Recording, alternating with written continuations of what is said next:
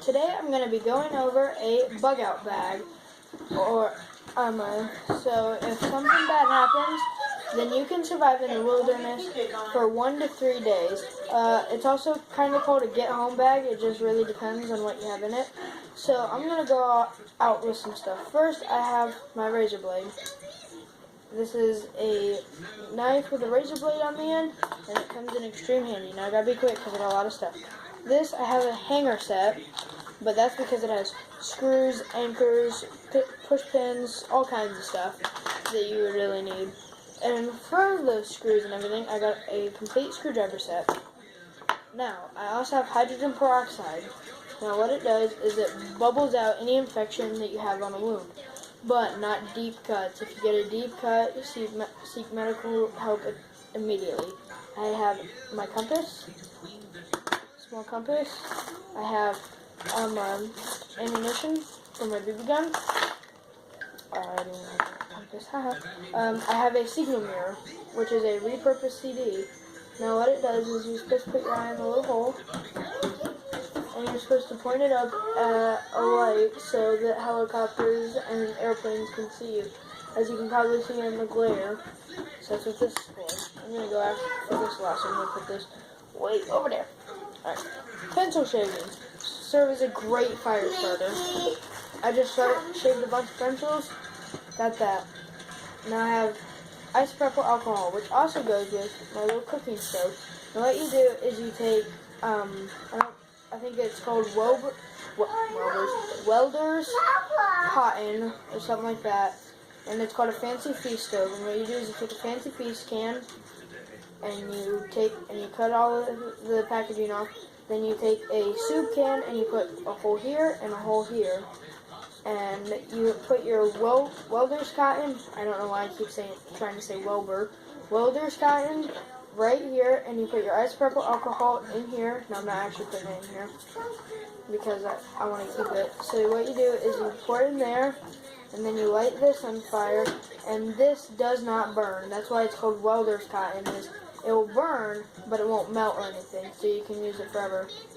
It can withstand degrees up to 1,200 or 12,000. I can't quite remember. I know there's a huge gap there, but 1,200 or 12,000, I say anything over 1,000, you're really cooking something too fast. So this you can also use for infections, but what it's designed to do is it's supposed to burn and burn and burn everything out. I'm going to put that over there. Now I have my little necklace that has a compass on the end, a whistle, a small signal mirror, and it's got a waterproof casing for matches, and these are strike anywhere matches, so you can strike anywhere. Actually, let's put it around our neck since it is a necklace.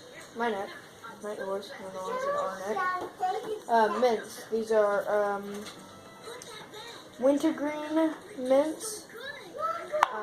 They're very good. I'm surprised I haven't eaten them. Candles, which I went over in my last video, don't start fires. So, but you can also draw with them. So let's say they're sending a rescue team for you. But what you can do is you can write anywhere with these, because all you have to do is melt a little off the tip and then write with it, and it will burn the wax onto the wall. Bunch of glow sticks. I have a ton of glow sticks. Actually, minus this one, I have all of these, and they're all Caluimine safety light sticks. They they glow for 12 hours. I have a very small first aid kit. It has band-aids, sunscreen, a bunch of things. Now, you're probably thinking, what would I need sunscreen for in a survival situation? Good answer, or good question. I'm about to give you the answer. The answer is because when you're in the sun, you get sunburn, and that can irritate your skin, and that can lead to dehydration faster. So that's bad. So that can also go around your neck. So I guess I put mine around my neck. Now I have the fisherman's yo-yo, as they call it, and I have a string attached here. And what you do is, I'm going to try to move the camera up here. Come on. Alright, what you do is take this, and you pull this, and then you can probably see, let me turn off my light a little bit. So you can probably see that little notch, and you put the lip on the notch, and so when a fish pulls on it, I'm going to pull on it, and it's going to pull up, and it's going to catch a fish while you're not there. I'm going to put you back. And there you go. There's my hand. There you go. Here's my hand for all you guys who wanted to ever see my hand. Alright. And so then I have a small fishing kit that I got from Walmart. It's got swivels, sinkers, and hooks. 75 piece. Not bad. Not bad. Alright. So for my last thing that I was showing you. Now this is an Altoids box, but repurposed. So I put, I think there's 25 foot of orange paracord with a carabiner on the end. So once you take all that off, and I'm going to leave that on the table. Spaghetti. Alright, and then you have a survival rescue blanket. And then after that, we have some paper that you can tear off. It's waterproof paper, so you can tear it off and start a fire. Another signal mirror. A small candle. Cotton, great fire starter by the way. More waterproof matches. A small compass. More waterproof paper. Alright. And then a small light. It's not very bright, but it gets the job done. A itty bitty, very small sewing kit. A fishing hook. And a razor. I know it's glaring. I have this small little survival tool, and it's got a ruler on the back, centimeters or millimeters and inches. So even if you're from somewhere out of the United States, you can still understand it. A very itty bitty small screwdriver. There's a blade up top, and then now at the top is a Phillips, and that just plugs in right there. Small magnifying glass. Now you can see me. It's pretty unclear. Alright. Take this out, and this gives us a lot better reading because magnets are actually what drives compasses. You have a small hex driver here, bottle opener, a knife, another bottle opener, but different bottle opener, different size sockets, and a third bottle opener. So this one's for like Coke bottles. Alright. This bottle opener is usually for cans and stuff. This one, and then this one on the other end right here. This one is actually usually for kind of like a very small pry bar. And this you can attach a small string. Right there. I wouldn't really recommend paracord, which is something that I don't often do because paracord is going to be your best friend. Paracord and duct tape. I should have duct tape in here, but my duct tape is in the other room because I was using it. Didn't really know about that. But yeah, and it's got a case on it, so you can hit it. Nothing. You probably want to have some flashlights. I'll go over my flashlight in a later video because that's a whole different thing. It's a solar powered flashlight. It's super cool. I'll show it to you guys later. I think that covers everything. Oh, the most important part, a bag. A very lightweight bag, usually, because you gotta run if you're being hunted. This is more of like a doomsday apocalypse kind of thing. Or I got lost in the woods, oh crap, I gotta find help immediately. This will not let you survive for long. I'll also have a video on my survival boat later that I'll get to, but like I said in my last video, or was it 2 videos ago? I can't quite remember. It was either the last video or 2 videos ago where I said that it was so cold outside that you couldn't do anything. So yeah, I'm going to take this off. Alright, so to pack this back up, you just put this first, and then your sewing kit. Suture kit is completely different. Do not use this for suturing. Then you put your candles, your candle, not plural, candle, cotton. Second compass, tiny light, waterproof paper, and your signature. And that all goes on here. And you're probably thinking, well, Boy Scout, where does the blanket go? Right on top. Yeah.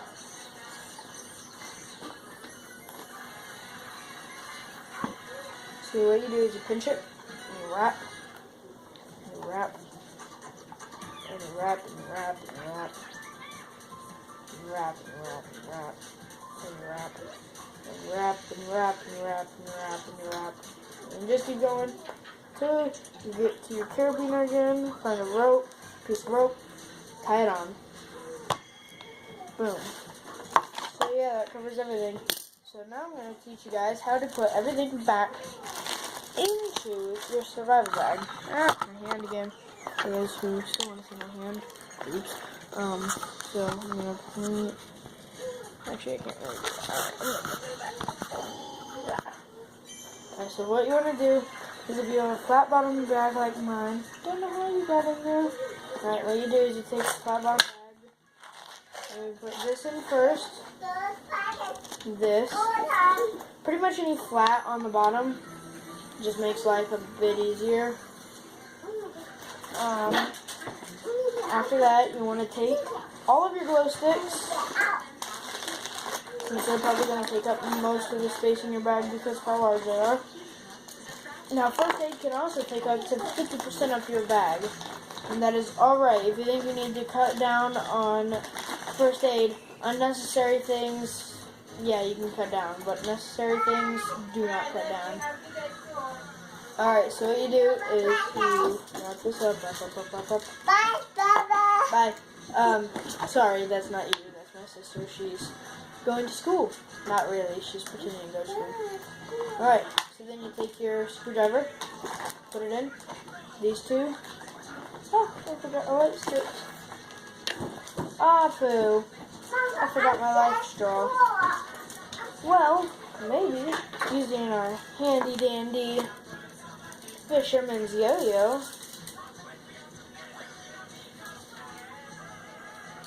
I might be really good from here. I can't get out of my chair because I'm using 2 trays instead of 1. Dang it. I can do this. Yes, I got it. Didn't match.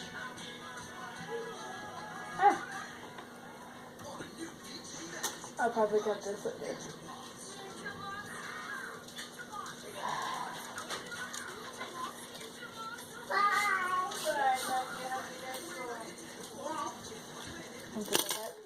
Hey Bridget, come here. This is the great thing about having a small sibling. Bridget, can you get me that? The blue thingy? Okay, Teddy. Give me that blue thingy. Okay. The blue thingy. Alright, now give me the white thingy. Hey, give me the white thing. One more thing. Ah, there you go. And I cannot believe this totally crossed my mind. Like, this totally did not cross my mind. A filtration device. Now, I have the life straw. You just pop the end off here, pop the end off here, and suck down any water that you can. Don't use it on salt water. It filters out things like E. coli and a bunch of other sicknesses. Don't use it in waters that you know for a fact are polluted, or else that will kill you. For what should be obvious reasons. I gotta run over and grab my backpack. And then so you just put that in there. There we go. I didn't want to go in for a sec. Okay. Okay, I just had to make sure there was nothing in my chair with me. Oh. And what you want to do is you want to put your signal mirror on the side here, because it takes up virtually no space. And you just zip it up. Now, I have a front pouch. Just big enough to fit 2 16 fluid ounce or 1 pint or 473 milliliters, depending on where you're from. I know pint and cup and fluid ounce are the same thing. Those are both U.S. customary units, but I just said that just in case you don't understand what an ounce is and what a pint is. So that's what I'm using these for. That's why I said both. Mine has a large strap on it, so I can just throw it over and run, and it doesn't get in my way. Now you can probably be still. I forgot. You gotta put your crayons in here. It's okay if you break a one or two or two. And then you take your pencil shavings. And just put those on top. Now I put those in Ziploc baggies so that they don't get wet. Or shouldn't get wet. I'm not gonna say they don't get wet, because last time I said that, they got wet. Alright, so what you do is you put your stove and you put your evergreen mix in there, and you put that in there, and then you put your compass in there, and then you zip it up. And now I have another convenient pouch, and I forgot to show you this wherever I put it. There. Silverware. I got a fork, spoon, and knife. Something that my awesome science teacher, Miss McDermott, if you're watching, hey, got me from Technolocity Professional IT Services at the Speed of Technology. No, they don't sponsor me. So what you do is you put this in first, and as you can see how I'm putting it in, like this. Then you take your knife, you put that there, and then you put your ammunition.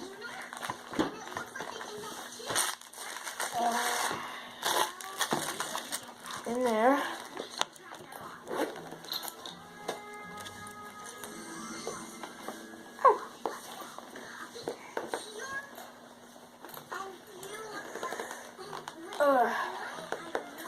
It's a little rampant.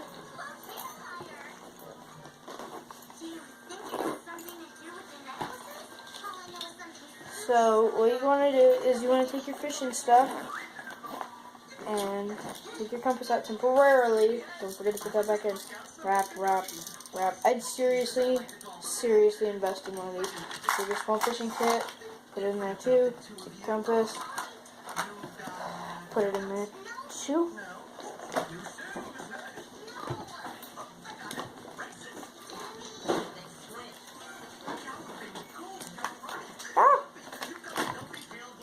It's going to take me a little minute to arrange everything.